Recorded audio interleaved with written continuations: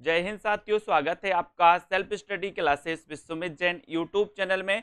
तो साथी सभी लोग जल्दी से एक बार वीडियो को लाइक कर दें और दोस्तों स्टार्ट करते हैं आज का ये सेशन। जल्दी से आ जाएं और self study classes app download कर लें। जिन भी साथियों ने ऐप डाउनलोड नहीं किया है वो सभी साथी ऐप को डाउनलोड कर लें, ठीक है। यहाँ पर ऑफर चल रहा है हिंदी साहित्य का। अगर आप संपूर्ण कोर्स लेना चाहते हैं LT ग्रेड एग्जाम के लिए, TGT, PGT, RPSC एग्जाम के लिए, अगर आप हिंदी साहित्य को पढ़ना चाहते हैं तो ये हिंदी साहित्य का कोर्स है जिसमें आपको गद्य साहित्य, पद्य साहित्य दोनों दोस्तों बहुत ही बढ़िया ट्रिक से पढ़ाया जाएगा। तो ये आज ही आप इसको दोस्तों ले सकते हैं, क्योंकि ये जो आपका ऑफर है ये सिर्फ सीमित समय के लिए है, मात्र 1100 में, ठीक है।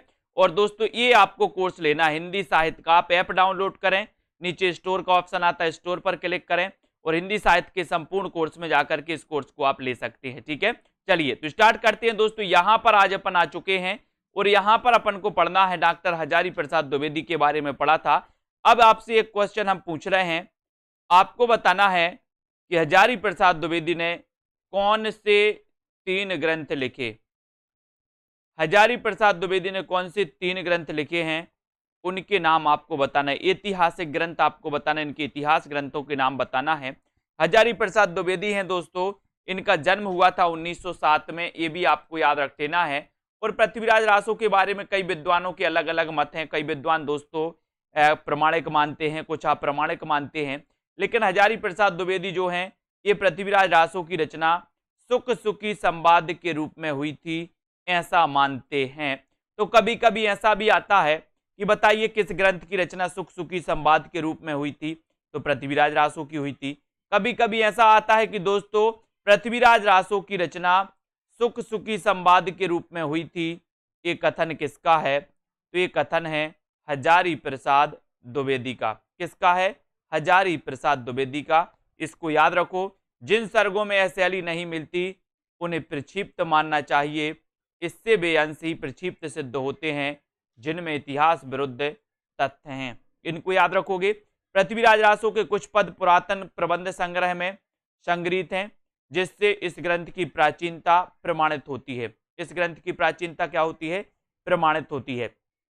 तो आपसे क्वेश्चन आता है कि बताइए कौन सा ग्रंथ सुख सुखी संवाद, किस ग्रंथ की रचना सुख सुखी संवाद के रूप में हुई है, तो आपको याद रख लेना है ये पृथ्वीराज रासो है, ठीक है। और पृथ्वीराज रासो काव्य पिंगल शैली में लिखा गया। पिंगल शैली में लिखा गया, जो ब्रज भाषा का वह रूप है जिसमें राजस्थानी बोलियों का मिश्रण है। अब आपने पढ़ा होगा कि आदिकाल में डिंगल और पिंगल शैली चलती थी। डिंगल और पिंगल शैली, ठीक है, ये शैलियां थी दोस्तों, इनको भाषा मान लिया गया।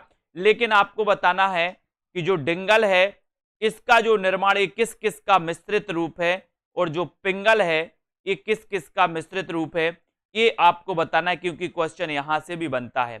डिंगल किसका मिश्रित रूप है, पिंगल किसका मिश्रित रूप है, तो जल्दी से बताइए फटाक से। 2 क्वेश्चन आपसे पूछे गए, फटाक से बताना है। पृथ्वीराज रासो रासो काव्य परंपरा का काव्य तो है, इसमें चरित्र काव्य, कथा काव्य, आख्यायिका आदि के भी क्या है, लक्षण मिलते हैं, ठीक है। तो यहां पर आपको बताना है, जल्दी बताओ, डिंगल और पिंगल के बारे में आपको बताना है। डिंगल और पिंगल फटाक से बताएं। डिंगल और पिंगल, पृथ्वीराज रासो में पृथ्वीराज के विभिन्न युद्धों और विवाहों का वर्णन है। इसमें वीर और श्रृंगार रस प्रमुख है, यद्यपि इसका अंगीरस क्या है, इसका अंगीरस वीर है दोस्तों। तो आपको याद होना चाहिए कि इसमें वीर और श्रृंगार रस प्रमुख है, किसमें, पृथ्वीराज रासो में। कभी कभी पूछा जाता है, लेकिन इसका जो प्रमुख रस है वो वीर रस है, किसका, पृथ्वीराज रासो का। तो आपको बताना है, बताइए डिंगल के बारे में बताइए। डिंगल, डिंगल किसका मिश्रित रूप था, सौरभ वर्मा जी ने बताया है कि सर अपभ्रंश प्लस राजस्थानी डिंगल, बिल्कुल सही है, ठीक है। और अपभ्रंश और ब्रज भाषा मिलकर के क्या बनी, पिंगल, जो बताया आकांक्षा गुप्ता जी ने। बिल्कुल सही आंसर आ रहे हैं आप लोगों के, वेरी गुड। डिंगल और पिंगल से एक क्वेश्चन आपका बनता है कि डिंगल शैली किसका मिश्रित रूप है और पिंगल शैली किसका मिश्रित रूप है, ऐसा क्वेश्चन आता है। तो दोनों क्वेश्चन आपके क्लियर हो गए। अपभ्रंश प्लस राजस्थानी बन के बनेगी डिंगल और अपभ्रंश प्लस ब्रज भाषा मिलके बनेगी पिंगल। अपभ्रंश दोनों में आएगी, राजस्थानी मिलेगी तो डिंगल बनेगी और ब्रज मिलेगी तो पिंगल बनेगी। ठीक है, इसको याद रख लेना। अब यहां पर देखो चंद बरदाई ने इस ग्रंथ में नायिका का नक्सिक वर्णन, सेना के प्रयाण, युद्ध, षड रीतियों आदि का दोस्तों इन्होंने क्या किया, खूब मन लगाकर इन्होंने वर्णन किया है। ठीक है, आदिकाल में कई मंगल काव्य लिखे गए। पृथ्वीराज रासों में विनय मंगल नामक एक खंड मिलता है पृथ्वीराज रासों में। अब आपसे अगर कभी पूछा जाए कि बताइए किस ग्रंथ में विनय मंगल नामक एक खंड मिलता है, तो वो खंड मिलता है पृथ्वीराज रासों में। ठीक है, इनको याद रखो। पृथ्वीराज रासों में सर्ग को क्या कहा जाता है, ये क्वेश्चन भी कई बार आया है कि पृथ्वीराज रासों में सर्ग को क्या कहा जाता है, सर्ग को क्या कहा जाता है। तो आपको पता होनी चाहिए कि सर पृथ्वीराज रासों में सर्ग को कहा जाता है समय। सर्ग को क्या कहा जाता है दोस्तों, समय कहा जाता है। और इसमें सबसे बड़ा समय कौन सा है, कनवज्ज युद्ध। सबसे बड़ा समय कौन सा है, कनवज्ज युद्ध है, जो पृथ्वीराज रासों का मूल कथानक माना जाता है। कनवज्ज युद्ध ये पृथ्वीराज रासों का मूल कथानक माना जाता है। दोस्तों आपसे यहां से दो क्वेश्चन बनते हैं। सबसे पहला कौन सा बनता है, सबसे पहला क्वेश्चन बनता है कि पृथ्वीराज रासों में सर्ग को क्या कहा जाता है। सर्गों की संख्या कितनी है पृथ्वीराज रासों में, है ना, तो सर्ग भी पूछे जाते हैं। और दोस्तों आपको पता है कि सर्गों की संख्या पूछी जाती है तो समय सर्ग को कहा जाता है, और इसका सबसे बड़ा जो समय है वो समय है कनवज्ज युद्ध। ये याद रख लेना, ये क्वेश्चन भी आया है। पृथ्वीराज रासों में लगभग 72 प्रकार के वर्णिक मात्रिक छंद मिलते हैं, किंतु छप्पय चंद बरदाई का अपना प्रिय छंद है। और पृथ्वीराज रासों के उत्तरार्ध भाग के रचयिता चंद बरदाई के पुत्र कौन है, जल्लड़। जल्लड़ हैं। तो यहां पर अपन को याद रख लेना कि 72 प्रकार के वर्णिक छंद मिलते हैं दोस्तों, वर्णिक और मात्रिक छंद मिलते हैं। ठीक है, तो यहां पर इनका चंद बरदाई का प्रिय छंद कौन सा है, तो छप्पय छंद है। और आपको पता है कि आपसे अगर कभी पूछा जाए कि आदि काल में छंदों का अजायब घर किस रचना को कहा जाता है, तो आदि काल में अगर बात करें तो आदि काल में इससे दोस्तों पृथ्वीराज रासों को ही छंदों का अजायब घर कहा जाता है। अब आपको बताना है, आपको दोस्तों पृथ्वीराज रासों के बारे में 8 तथ्य बताना है। कितने तथ्य बताना है, 8 तथ्य बताइए। 8 तथ्य आपको अपने मन से बताना है। पृथ्वीराज रासों के बारे में आप क्या जानते हैं, वो 8 तथ्य आपको कमेंट में लिखना है। जल्दी से बताएंगे सभी लोग। चंद बरदाई को छप्पयों का बादशाह या छप्पयों का राजा कहा जाता है दोस्तों। ठीक है, वैसे अगर अपन पढ़ते हैं कि बताइए किस रचना को दोस्तों छंदों का अजायब घर कहा जाता है, तो अपन किसे पढ़ते हैं, रामचंद्रिका को पढ़ते हैं। रामचंद्रिका को रामस्वरूप चतुर्वेदी ने दोस्तों छंदों का अजायब घर कहा था। और रामचंद्रिका के रचनाकार कौन है, केशव दास। लेकिन आदिकाल में एक ऐसी रचना भी है दोस्तों पृथ्वीराज रासों, जिसे भी छंदों का अजायब घर कहा जाता है और जिसके रचनाकार चंद बरदाई हैं। और चंद बरदाई का प्रिय छंद है छप्पय, और इन्हें छप्पयों का राजा कहा जाता है। शिवसेन सेंगर ने कहा बिल्कुल सही है। और पृथ्वीराज रासों के उत्तरार्ध भाग के रचयिता कौन है, तो उत्तर हो जाएगा जल्लड़। अपन ने पढ़ा था कि जल्लड़ पुस्तक जल्लड़ हत्य दे, ये पढ़ा था ना। तो ये जल्लड़ उत्तरार्ध भाग के रचयिता माने जाते हैं, इनको याद रखेंगे। फर्रुखाबाद के कलेक्टर चार्ल्स इलियट ने सर्वप्रथम 1865 में पृथ्वीराज रासों को प्रकाशित कराया था। एक क्वेश्चन भी आया है, आपसे पूछा जाएगा कि सर्वप्रथम पृथ्वीराज रासों को किसने प्रकाशित करवाया या 1865 में किसने प्रकाशित करवाया, तो आपका उत्तर हो जाएगा चार्ल्स इलियट ने। चार्ल्स इलियट ने पृथ्वीराज रासों का एक खंड कैमासबद्ध है, और कैमास मंत्री के दोस्तों कामांध हो जाने के कारण पृथ्वीराज ने उसका वध किया था। पृथ्वीराज ने उसका क्या किया था, वध किया था। तो ये आपको याद रख लेना है, कैमासबद्ध। कैमासबद्ध एक खंड कैमासबद्ध है, और पृथ्वीराज रासों का एक खंड अपन को ये याद करना है। और पृथ्वी चंद्र कृत मात्र का प्रथमा अक्षरा दोहा अब तक उपलब्ध प्रथम बाबनी काव्य है। कई बार आपसे पूछा गया कि प्रथम बाबनी काव्य कौन सा है, प्रथम बाबनी काव्य कौन सा है, तो उत्तर आपका होगा मात्र का प्रथमा अक्षरा दोहरा। प्रथमा अक्षरा दोहरा, तो आपका उत्तर हो जाएगा कि पृथ्वी चंद्र कृत है। ठीक है।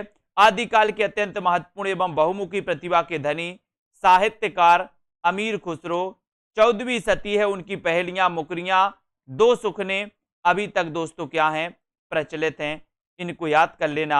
अमीर खुसरो की भाषा हिंदी की आधुनिक काव्य भाषा के रूप में पूर्णतः प्रतिष्ठित होने का क्या है, संकेत देती है, संकेत देती है। अमीर खुसरो कृत नोहे सिपर में भारतीय बोलियों के संबंध में विस्तृत वर्णन है, विस्तृत वर्णन है। तो ये अपन को याद कर लेना। ये क्वेश्चन कई बार आया है, आपसे पूछा जाता है कि अमीर खुसरो की वह रचना कौन सी है जिसमें भारतीय बोलियों के संबंध में विस्तृत वर्णन है, तो वो रचना कौन सी मानी जाती है, वो रचना मानी जाती है नोहे सिपर। कौन सी रचना मानी जाती है, नोहे सिपर। और कभी कभी ऐसा भी आता है क्वेश्चन कि नोहे सिपर के रचनाकार कौन है, तो नोहे सिपर के रचनाकार अमीर खुसरो हैं। ठीक है। और इस नोहे सिपर में भारतीय बोलियों के संबंध में दोस्तों विस्तृत वर्णन है। अलाउद्दीन खिलजी ने अमीर खुसरो को तोताए हिंद की उपाधि दी थी, ये अपन को याद कर लेना है दोस्तों। तूतीए हिंद की उपाधि दी थी अलाउद्दीन खिलजी ने अमीर खुसरो। अपन कभी बार पढ़ते हैं कि तोताए हिंद किसे कहा जाता है, तो अमीर खुसरो को। और इन्हें ये उपाधि किसने दी थी, तो अलाउद्दीन खिलजी ने। अभी आपसे क्वेश्चन पूछे जाएंगे 2-3 क्वेश्चन, तो अपन को बताना है। संगीत के क्षेत्र में खुसरो ने आवाज खुसरबी नामक ग्रंथ की रचना की तथा अनेक नवीन रागों का आविष्कार किया, नवीन रागों का आविष्कार किया। और अमीर खुसरो ने भाषा के लिए हिंदी शब्द का प्रयोग हिंदुई, हिंदोई, हिंदवी जैसे शब्दों का प्रयोग करके हिंदी नाम दिया। लेकिन एक क्वेश्चन आपके दोस्तों टीजीटी में पूछा गया था कि हिंदवी शब्द का सबसे पहले प्रयोग किसने किया, हिंदवी शब्द का। तो ये क्वेश्चन आपका पूछा गया था, जल्दी से आपको कमेंट में बताना है। और यहां पर आते हैं, सबसे पहले आपको क्वेश्चन बताना है कि दोस्तों पृथ्वीराज रासो की ग्रंथ की रचना सुख सुखी संवाद के रूप में हुई, ये किसने माना है, सुख सुखी संवाद के रूप में हुई, ये किसने माना है, आपको बताना है। जल्दी से सभी लोग बताएंगे सुख सुखी संवाद के रूप में हुई, ये किसने माना है, ये आपको कमेंट में लिखना है। सभी लोग लिखेंगे, सभी लोगों को बताना है, जल्दी से बताएंगे फटाफट से। और बताएं जल्दी से, 3-4 क्वेश्चन हम आपसे पूछ रहे हैं, फटाफट से बताना है। उसके बाद आपको थोड़ा सा अपन आगे बढ़ेंगे और जल्दी से बताओ। तो बिल्कुल सही है, हजारी प्रसाद द्विवेदी ने माना है, वेरी गुड आंसर। अब यहां पर आपको बताना है दोस्तों कि अमीर खुसरो की वो रचना कौन सी है जो भारतीय बोलियों के संबंध में दोस्तों संबंधित है, भारतीय बोलियों से संबंधित है या भारतीय बोलियों की जानकारी देती है। वो पुस्तक, वो रचना कौन सी है, अमीर खुसरो की। अमीर खुसरो की जल्दी से बताना है, फटाफट से बताइए। दूसरा क्वेश्चन है आपका, अमीर खुसरो की वो रचना कौन सी है जो भारतीय बोलियों से संबंधित है। और तीसरा क्वेश्चन है कि पृथ्वीराज रासो का सबसे बड़ा समय क्या है, सबसे बड़ा समय क्या है, क्योंकि अपन ने पढ़ा है कि सर्ग को समय कहा जाता है और सबसे बड़ा समय क्या है, ये आपको बताना है। फटाक से बताएंगे, जल्दी से बताएंगे। और यहां पर आ जाते हैं, यहां पर आ जाते हैं दोस्तों कि हिंदी खड़ी बोली के प्रथम कवि अमीर खुसरो का पूरा नाम अबुल हसन यमीनुद्दीन खुसरो है। कई बार क्वेश्चन पूछा गया और बिल्कुल सही आंसर आया, आप लोगों ने बिल्कुल सही बताया है कि अगर अमीर खुसरो की बात करोगे तो अमीर खुसरो ने क्या किया है, अमीर खुसरो की एक रचना है नोहे सिपर, और नोहे सिपर भारतीय बोलियों से संबंधित रचना है दोस्तों। और अमीर खुसरो के बारे में अपन ने देखा कि सर नोहे सिपर इनकी बहुत ही प्रसिद्ध रचना है, इन्होंने मुकरियां और पहेलियां लिखी हैं अमीर खुसरो ने। और एक क्वेश्चन आपसे पूछा गया था कि कौन सा सबसे बड़ा समय है? तो सौरभ वर्मा जी, रीता जी, बिल्कुल सही आंसर आया है कनवज्ज युद्ध। कनवज्ज युद्ध आपका बिल्कुल सही है। हिंदी खड़ी बोली के प्रथम कवि कौन है? उत्तर है अमीर खुसरो का, है ना। हिंदी खड़ी बोली के प्रथम कवि, तो उत्तर है अमीर खुसरो। ये क्वेश्चन कई बार आया है। अब यहाँ पर कई लोग कंफ्यूज होते हैं दोस्तों। यहाँ पर पूछा गया हिंदी खड़ी बोली के प्रथम कवि, तो बिल्कुल 100% उत्तर आपका अमीर खुसरो है। लेकिन अगर यहाँ पर पूछा जाए कि हिंदी खड़ी बोली के प्रथम महाकवि, महाकवि बताइए महाकवि कौन है, तो फटाक से आपको यहाँ पर उत्तर चेंज हो जाएगा। बताना तो आप ही है, जल्दी से बताएं सभी साथी, फटाफट से आपको बताना है, फटाफट से बताइए जल्दी से कि हिंदी खड़ी बोली के प्रथम महाकवि कौन है। हिंदी खड़ी बोली के प्रथम महाकवि कौन है, जल्दी से बताएं। हिंदी खड़ी बोली के बताएं,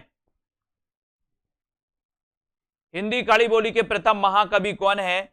और बहुत बढ़िया आंसर बताया है किसने? लोकेश जी ने, कि सर महाकवि अगर पूछोगे तो हरिऔध। कौन है?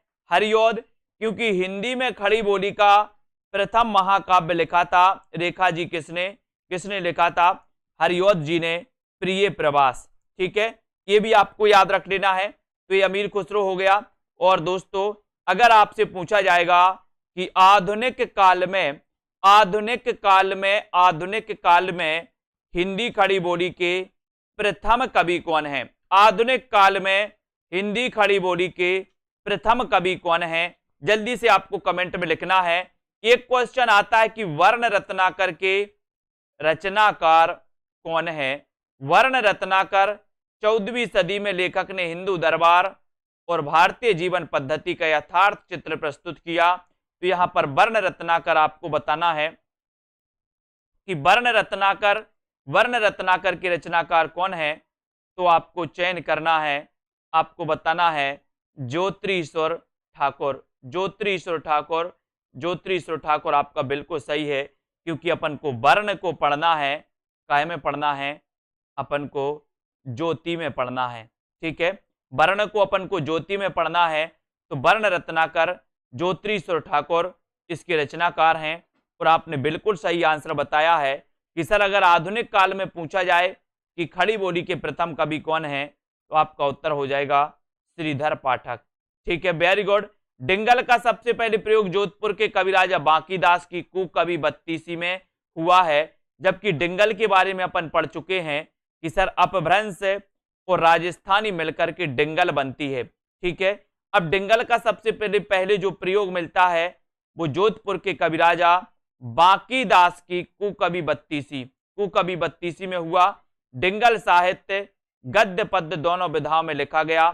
पद्य में यह साहित्य रासो, प्रकाश, रूपक और वचनिका रूप में तथा गद्य में ख्यात, बात, विगत, पीढ़ी और वंशावली आदि रूपों में मिलता है। ठीक है, राठौड़ारी ख्यात में भट्ट केदारकृत जयचंद प्रकाश और मधुकर कवि कृत जय मयंक जसचंद्रिका का उल्लेख मिलता है। दोस्तों उल्लेख मिलता है, इनको आपको याद करना है। मधुकर कवि, ये क्वेश्चन कई बार आया है कि आपको बताना है जयचंद प्रकाश के रचनाकार कौन है। उत्तर है भट्ट केदार। जय मयंक जसचंद्रिका, इसका उल्लेख मिलता है दोस्तों राठौड़ारी ख्यात में, लेकिन इसके रचनाकार कौन है? मधुकर कवि। ठीक है, बसंत विलास आदिकाल की अत्यधिक सरस साहित्यिक कृति है और इसकी रचयिता पता नहीं चल सका बसंत विलास के। इसके 84 दोहों में बसंत और स्त्रियों पर उसके विलासपूर्ण प्रभाव का मनोहारी चित्रण है। अभी आपसे कुछ क्वेश्चन आएंगे, आप लोग तैयार रहना। चरचरी अथवा चांचरी आदिकालीन काव्य रूप है और इसका प्राचीनतम प्रयोग हरिभद्र सूरी, ठीक है, समरा इच्चकहा में मिलता है। बसंत ऋतु में होली आदि के अवसर पर गाया जाने वाला मादक गीत फागु कहा जाता है और आदिकालीन बसंत विलास फागु, बृहदेशावरी फागु, स्थूल भद्र फागु, नेमिनाथ फागु इत्यादि ये प्रमुख रचना है। अपन ने दोस्तों फागु साहित्य भी पढ़ा है। ठीक है, फागु साहित्य को मैंने पेड क्लास में बहुत अच्छे से पढ़ाया था। जिनचंद सूरी फागु। आपने दोस्तों एक क्वेश्चन आया था पार्श्वचरित क्वेश्चन आया था, जो मैंने बहुत अच्छे से आपको पढ़ाया भी था कि पार्श्वचरित के रचनाकार कौन है। ठीक है, आपके टीजीटी में क्वेश्चन आया था। और जिनचंद सूरी फागु सर्वाधिक प्राचीन है, बसंत विलास जैनेतर फागु है। ठीक है, आदिकाल में दो लोक भाषा काव्य भी प्रचुरता रही और इसमें ढोला मारूरा दोहा सर्वाधिक लोकप्रिय एक महत्वपूर्ण काव्य है। क्वेश्चन यहां से पूछा जाता है, ढोला मारूरा दोहा। आपसे क्वेश्चन आता है ढोला मारूरा दोहा के रचनाकार कौन है। ढोला मारूरा दोहा इसके रचनाकार कौन है, तब आपका उत्तर हो जाएगा ढोला मारूरा दोहा इसके रचनाकार कौन है। इसके रचनाकार कौन है, जल्दी से बताइए। ढोला मारूरा दोहा, डॉक्टर हजारी प्रसाद द्विवेदी ने ढोला मारूरा दोहा के दोहों को हेमचंद्र तथा बिहारी के दोहों के बीच की कड़ी माना है। आदिकालीन जगत सुंदरी प्रयोगमाला वेदक ग्रंथ है और इसके रचयिता का नाम क्या है, अज्ञात है। इसको याद कर लेना। और आप लोगों को पता है कि सर ढोला मारूरा दोहा के रचनाकार कौन है, कल्लोल कवि। ठीक है, कल्लोल कवि। और रेखा जी ने बिल्कुल सही आंसर बताया है कि सर मूल कवि तो इसके कल्लोल हैं। अब कवि कई पुस्तकों में दोस्तों ये मिस्टेक है। क्या मिस्टेक है कि कई पुस्तकों में आपको ढोला मारूरा दोहा के रचनाकार कल्लोल मिल जाएंगे, कई पुस्तकों में ढोला मारूरा दोहा के रचनाकार कुशल लाभ मिल जाएंगे। तो अब आपको यहां पर थोड़ा सा मिस्टेक वो होता है कि कुशल लाभ है या कल्लोल है। तो आपको हम बता दें दोस्तों कि ढोला मारूरा दोहा इसके जो मूल रचनाकार हैं वो कल्लोल हैं। कौन है, कल्लोल हैं।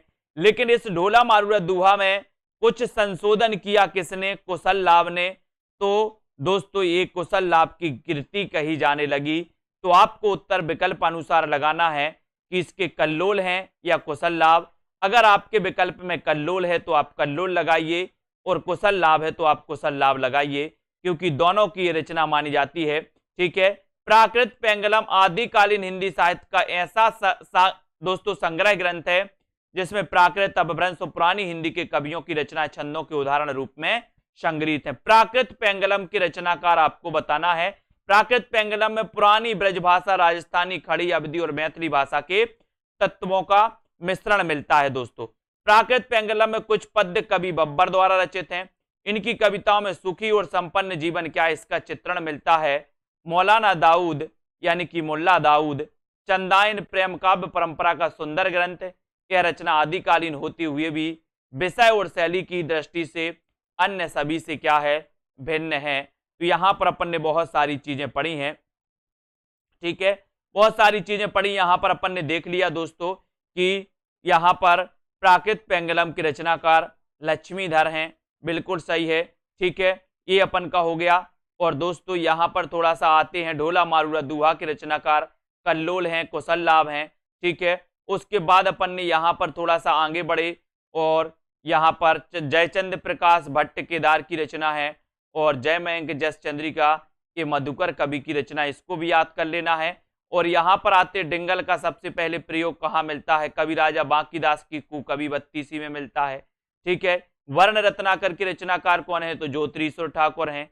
ठीक है, हिंदी खड़ी बोली के प्रथम कवि कौन है, तो प्रथम कवि अमीर खुसरो हैं। इनका पूरा नाम कई बार पूछा जाता है कि अमीर खुसरो का पूरा नाम क्या है, तो आपको अबुल हसन यमीनुद्दीन खुसरो, अबुल हसन यमीनुद्दीन खुसरो, ये आपको कमेंट में लिखना है। ठीक है, थोड़ा सा और आगे बढ़ते हैं।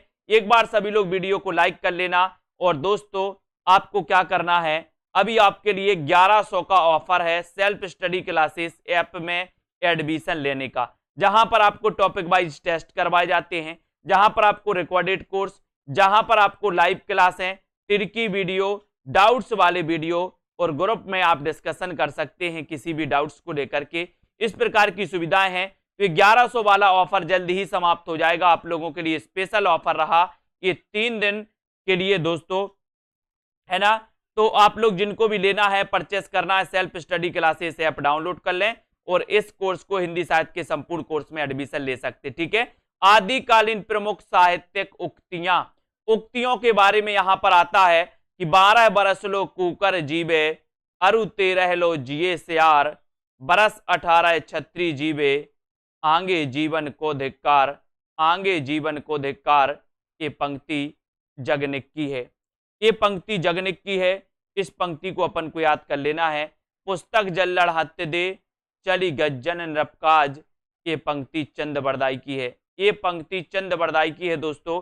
यहां पर आपको पंक्तियों को पढ़ना है, ठीक है। ये 12 बरस लो कुकर जीवे, अरु 13 लो जिए सियार, बरस 18 छत्री जीवे, आगे जीवन को धिक्कार। ठीक है, जगनिक की रचना आपको बताना है कि जगनिक की वो रचना कौन सी है। रचना बताइए जल्दी से। और पुस्तक जल्लड़ हत्य दे, चली गज्जन नृपका चंद बरदाई। जल्दी बताओ जगनिक की कौन सी पुस्तक है। उसके बाद दोस्तों यहां अपन आदिकालीन रचनाएं और रचनाकारों के बारे में पढ़ेंगे। सभी लोग तैयार हैं तो एक बार जल्दी से वीडियो को लाइक जरूर कर दो। आदिकालीन रचनाएं और रचनाकारों के बारे में हम पढ़ने वाले हैं। तो यहां पर अपन देखते हैं, ठीक है, यहां पर देखते हैं रचनाकार और रचनाएं और रचना काल इस प्रकार से दिया है। और दोस्तों यहां पर वर्ण विषय भी उनके बारे में दिया है, तो वर्ण विषय भी थोड़ा थोड़ा सा अपन पढ़ेंगे, ठीक है। तो सबसे पहले आता है दोस्तों पृथ्वीराज रासो। पृथ्वीराज रासो के रचनाकार कौन है। तो पृथ्वी का अपन ने पढ़ा कि सर पृथ्वी का उपग्रह चंद्रमा है, तो इसके रचनाकार चंद्रबरदाई, क्योंकि पृथ्वी और चंद्र की बड़ी मित्रता है, तो पृथ्वी के चंद्रबरदाई हो गए। 12वीं सदी की रचना है। हिंदी का प्रथम महाकाव्य है। पृथ्वीराज चौहान के स्वर एवं वीरता के साथ श्रृंगार रस का सुंदर वर्णन है, और इसका प्रमुख रस कौन सा है, वीर। ठीक है, तो ये पृथ्वीराज रासो हो गई। उसके बाद थोड़ा सा आते हैं खुमाण रासो। खुमाण रासो 9वीं सदी की रचना है दोस्तों, और खुमाण रासो ये दलपति विजय की है। अगर कोई दलपति बन जाए या विजय हो जाए तो उसको गुमान हो जाता है, हो जाता ना गुमान, अपन पढ़ते हैं ना गुमान हो जाता है। तो यहां पर आपका खुमाण रासो पूछा गया, दलपति विजय की रचना है। इसके बारे में देखें तो ये चित्तौड़ नरेश खुमान की वीरता का इसमें क्या है, वर्णन है। ठीक है, बहुत बढ़िया। नल्ल सिंह भाट की बात करें तो विजयपाल रासो, ये अप्राप्त रचना है दोस्तों। नल्ल सिंह भाट की रचना विजयपाल रासो है। विजयपाल रासो, नल्ल सिंह भाट। मैंने आपको दोस्तों गदर फिल्म देखने को बोली थी कि एक बार गदर फिल्म देखो, आपने देखी होगी। सनी देओल साहब हैं गदर फिल्म में, और जब दोस्तों उनको विजय प्राप्त करनी होती है तो वो क्या करते हैं, नल उखाड़ देते, नल उखाड़ देते। पाकिस्तान वाले अभी तक नल लेने नहीं आए, नल उखाड़ लिया है ना। तो अपन को भी जब विजय प्राप्त करना है तो नल उखाड़ लेना है, नल। तो विजय प्राप्त करना तो नल उखाड़ना, तो विजयपाल रासो, नल्ल सिंह भाट, नल्ल सिंह भाट। ठीक है, सभी ने पढ़ा है ना, देखी है ना गदर फिल्म कि नहीं देखी, देखिए सभी लोग। मुसाफिर जाने वाले नहीं फिर आने वाले, ठीक है लोकेश जी, बहुत बढ़िया। ये विजयपाल रासो नल्ल सिंह भाट की रचना 11वीं सदी की है, और ये दोस्तों विजयगढ़ के राजा विजयपाल के स्वर एवं वीरता का इसमें वर्णन किया गया, इसको याद रखो। उसके बाद यहां पर आते हैं बीसल देव रासो की रचना कौन सी है, नरपति नाल। मैंने कई बार आपको बताया, इसको याद करने की अपन क्या करते हैं, एक ट्रिक बना देते हैं कि सर पति 20 नहीं होते, 20 नहीं होते पति। ठीक है, तो यहां पर 20 से हो जाएगा बीसल देव रासो, और पति नहीं होते तो नरपति नाल। ऐसे अपन याद करते हैं। 12वीं सदी की रचना है, और यहां पर अपन देखें किसा है, ये ब्रह परक संदेश काव्य है। अजमेर चौहान बीसल देव तथा भोज की पुत्री राजमती के विवाह वियोग और पुनर्मिलन का इसमें वर्णन है। क्वेश्चन यहां से बन जाता है कि अजमेर के शासक से संबंधित रचना कौन सी है। तो अजमेर के शासक से संबंधित जो रचना है वो रचना है बीसल देव रासो। श्रृंगारिक रचना है दोस्तों परमाल रासो की बात करें तो परमाल रासो, जिसका कि अन्य नाम है आला खंड, और आला आपको पता है कि आला वर्षा ऋतु में गाया जाता है ना, वर्षा ऋतु में गाया जाता है। और ये जगनिक, अब आला जब वर्षा ऋतु में गाया जाता है, रात में गाते हैं लोग, बरस 18 है ना, अपन ने अभी उक्ति पढ़ी थी, तो आला रात में गाया जाता है। अब रात में गाओगे तो सो करके गाओगे कि जग कर गाओगे, बोले सर जग कर गाएंगे, जग, तो जग से क्या बनेगा, जगनिक। ठीक है, या आला पूरे जग में गाया जाता है, ऐसे भी याद कर लो, जग में, या जग जग के हम आला गाते हैं। तो आला खंड या परमाल रासो जगनिक की रचना है।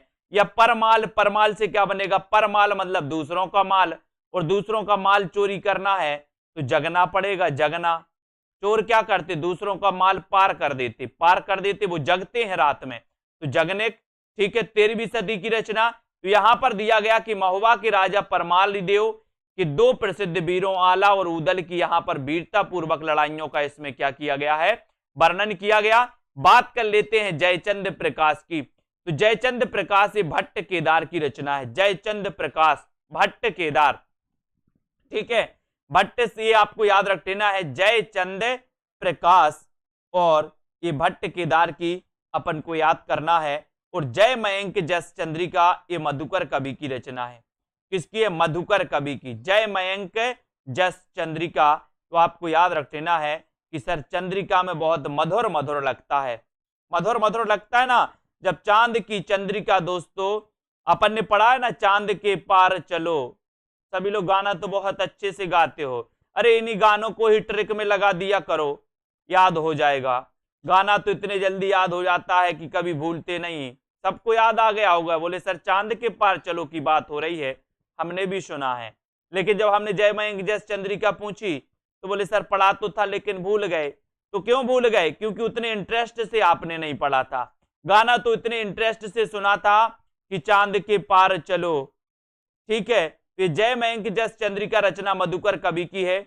और ढोला मारूरा दुहा यहाँ कुशल लाभ दिया है, देखो कुशल लाभ, लेकिन अपन ने कल्लोल कवि भी पढ़ लिया और कुशल लाभ भी पढ़ लिया। बोले सर हम ढोल बजाने में कुशल हैं, कुशल हैं ढोल बजाने में, तो ढोला मारूरा दुहा कुशल लाभ, इसको याद कर लेना। बसंत बिहार बसंत विलास है, ये अज्ञात कवि की है। जवाहरे खुसरवी खुसरो की हिंदी कविता। और खालिक बारी अमीर खुसरो ये भी अपन का हो गया। ठीक है, और दोस्तों विद्यापति पदावली विद्यापति जी की है।